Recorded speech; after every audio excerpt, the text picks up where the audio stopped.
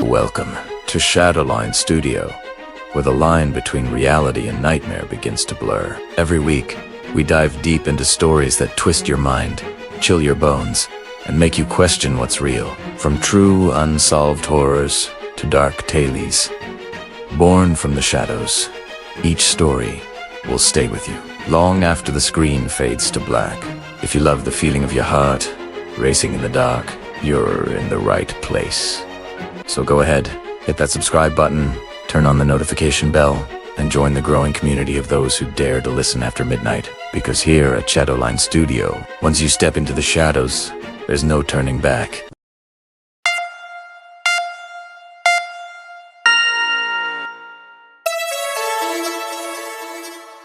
I've been driving Uber in Florida for almost 6 years now. I've had my share of strange passengers, drunk people, quiet ones, chatty ones. But nothing prepared me for what happened last spring. That night, I was finishing my last ride. It was close to 2 a.m., humid, with that heavy summer rain smell in the air. I got a request from a woman named Chelsea. Pick up at a rest stop just outside the interstate. Weird place for a pickup, but surge pay was on, so permit accepted.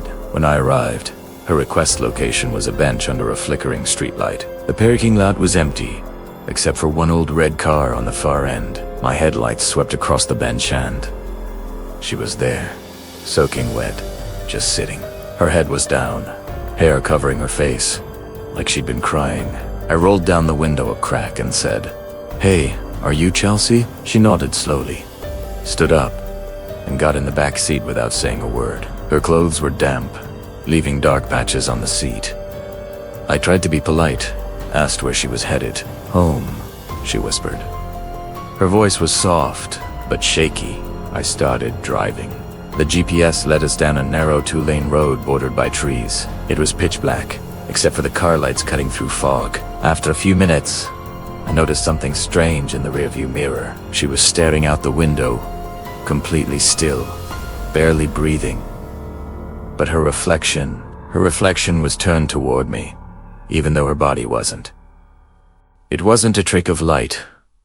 The reflection's eyes met mine. I squeezed the wheel tighter, telling myself I was probably just tired. Then she began humming. It wasn't any tune I recognized, slow, broken, almost like a lullaby. "Do you feel safe?" she asked after a minute. "Oh yeah, sure," I said with a nervous laugh. She smiled faintly at her reflection. "You shouldn't."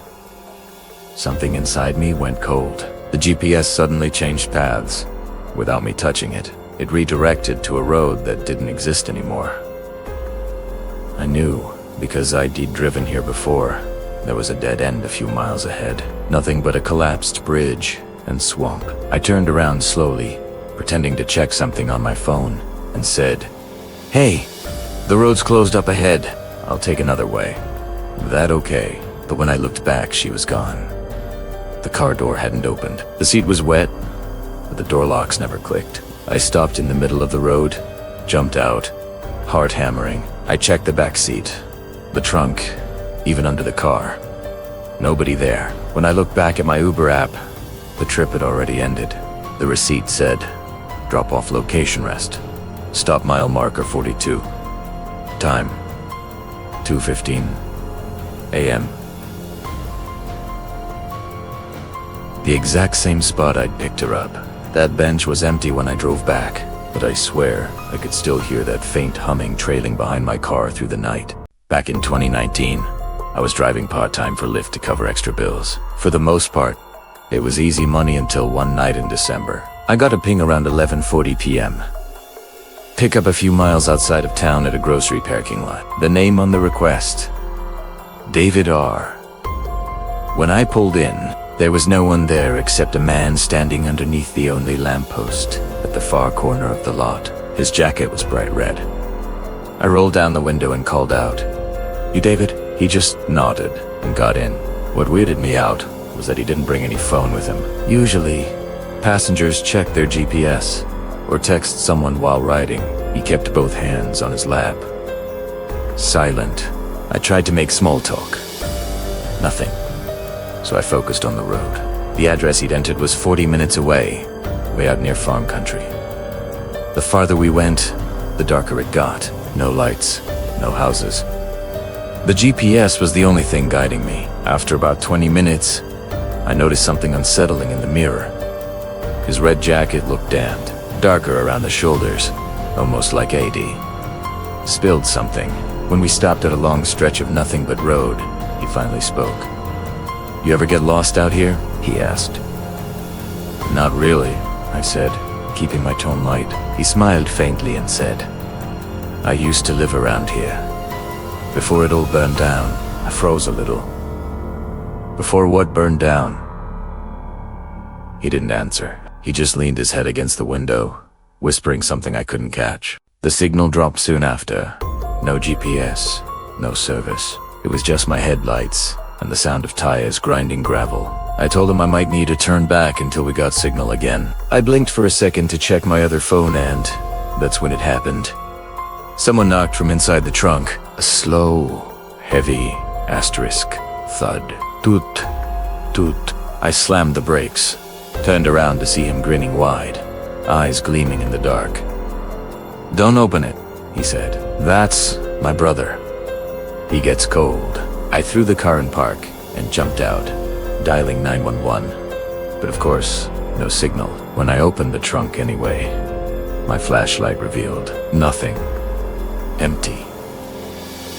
When I turned back around to look at the passenger seat, the man in the red jacket was gone. Doors still locked.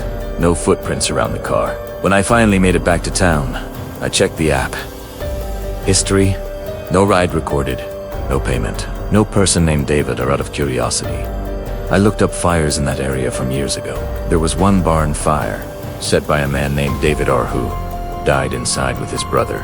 Reports said the only thing found intact was a red jacket. This story comes from a close friend, Jake, who's been driving Uber in Nevada since 2018. Last year, he picked up a guy around 9 p.m. from a strip mall. Average-looking, middle-aged, gray hoodie. Said his name was Owen. He slid into the front seat, which was already odd. Most riders take the back. The first few minutes were totally normal until Owen leaned forward and said very quietly, "If you notice someone behind us, don't slow down." Jake frowned. "Are you serious?" He nodded, scanning the side mirror. "They've been following me for weeks. Just drive." At first, Jake thought this was a joke or the guy was paranoid, but then he looked in the rearview mirror.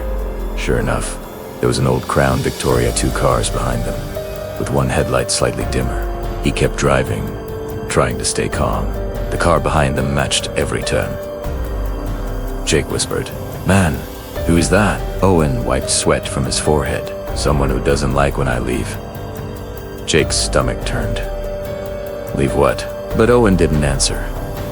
They got onto a back road, the Crown Vic still behind them.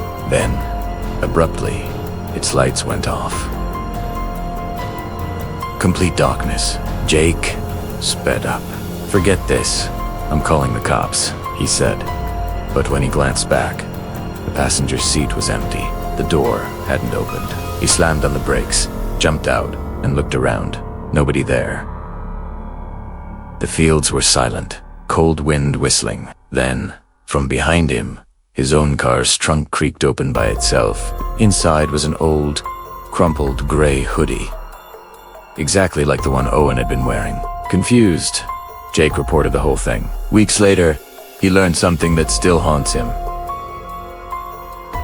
2 years before that night, an Owen Reynolds had been found dead in his car on that same road, in that same model of Crown Victoria. They said someone followed him home and drove him off the road late one night. Jake doesn't drive past that stretch anymore. Sometimes, though he swears, he still sees a single headlight following him whenever he's on shift after dark. This one is something forums still talk about. In 2021, a young woman named Leela in Minnesota worked night shifts and drove Uber. She'd just left a diner after picking up takeout when she got a ping. Pickup location. Her own address. She almost canceled, thought it was a glitch, but curiosity got the better of her. She accepted. The app said, *passenger. Unknown. Payment. Cash on arrival. Normally that wasn't allowed, but she assumed it was maybe a new option or app bug. She sighed, turned around, and drove home. When she arrived, her porch light was off strange, since she always left it on. The air felt colder there, heavy. Her stomach twisted with unease. She parked in her own driveway, checked both mirrors. No movement. No person. Then, from the darkness beside her garage, came a long scraping sound, like something being dragged along gravel. Hello? She called through the open window. No answer. She reopened the Uber app. It now said, asterisk passenger on board, proceed to destination. Asterisk. Her entire body went cold. She looked over her shoulder. The back seat appeared empty, but something shifted in the dark, like fabric brushing leather. Her phone's flashlight reflected faintly off something shiny and eye.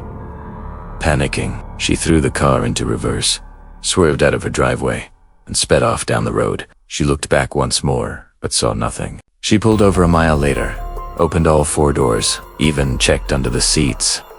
Empty. But when she returned to the driver, I sighed and glanced at her phone again.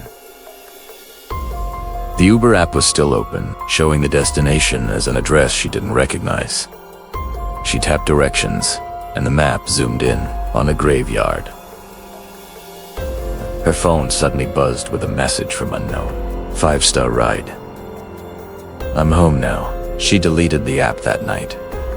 Which story scared you the most? Comment below and subscribe for more true horror stories.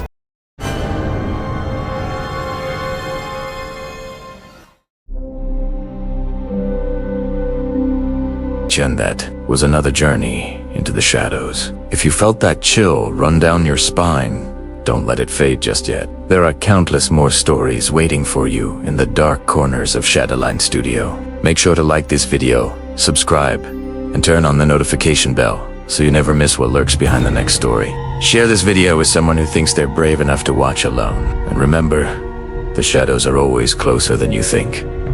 Until next time, keep your lights dim and your mind open. Because here at Shadowline Studio, the darkness is only the beginning.